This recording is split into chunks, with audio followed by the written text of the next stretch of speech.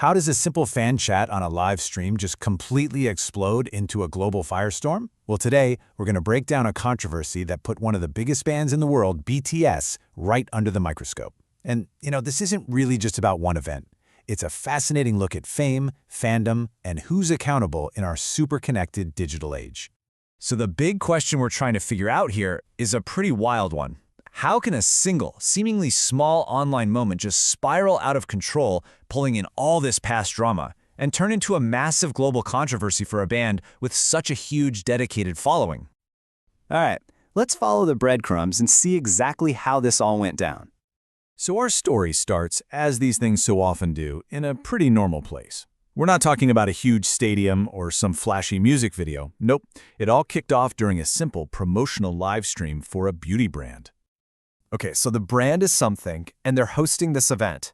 But the chat just turns hostile. Apparently, viewers were really mad about a totally separate brand decision from before, and they decided to take all that anger out on the live stream's host, someone who had absolutely nothing to do with the original problem. And this is where you really see the human cost of all this. According to people watching, the host was visibly shaking, trying to explain himself, and at one point he even asks, "Is it my fault? I could lose my job." That moment of just raw public distress, that was the spark that took this from a brand's messy chat room to a massive global conversation.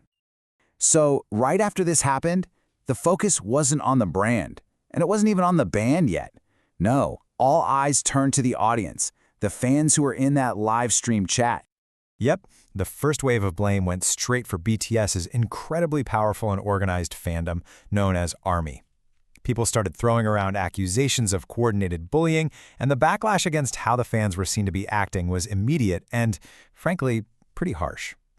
Now this is where the criticism gets really pointed. As you can see from this quote, people immediately started pointing out what they saw as major hypocrisy. They were asking, how can a group that's known worldwide for their anti-bullying campaigns have a fandom that's now being called an icon of bullying? And that question right there was about to change everything. And here it is. This is the crucial moment where the whole story pivots. The anger, which had started with the fans, didn't stop there. It started moving up the ladder. The whole narrative just started to shift, almost in real time. The conversation began to move away from what the fans were doing and started asking bigger questions about what the artists weren't doing, or, as some people started to argue, what they were quietly encouraging. And this just lays it out perfectly. What started as a debate about toxic fan behavior completely morphed into a direct criticism of BTS themselves. The question went from, why are some fans acting like this, to something much sharper. Why isn't the band doing anything to stop it?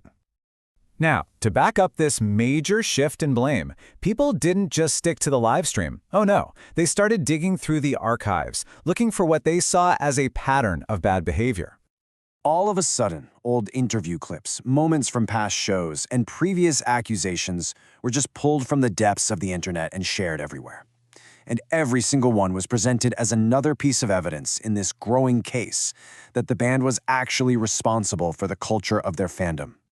So what exactly were they bringing up? Well, critics pointed to a few key things. First, there was a clip with James Corden where they said the band seemed to be laughing along with fans who were trashing him. Then, they brought back up some really serious, long-standing accusations about using racial slurs and mocking other cultures. All of these separate incidents were then woven together to build one big argument that the group either puts up with or straight up encourages this kind of behavior. This quote you're seeing, this is talking directly about that James Corden moment. The argument here is that the band's reaction, on live TV no less, was proof that they know about and tolerate their fans' cruel behavior. For the people making this point, it wasn't a one-off slip-up. It was a clear and troubling pattern. Other critics connected the dots a little differently. They basically linked these alleged past mistakes, like using slurs or mocking cultures, to the band being silent now about their fans' actions.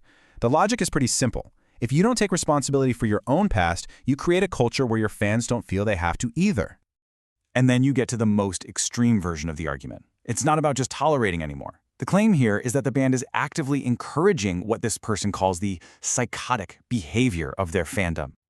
Okay, but, and this is so important to remember, this was not a one-sided fight. Not at all.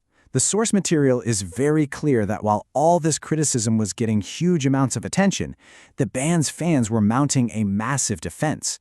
They were offering their own context for these clips, arguing that things were misinterpreted, totally taken out of context, or in some cases, just made up. It was a full-on digital tug-of-war, with both sides trying to control the story.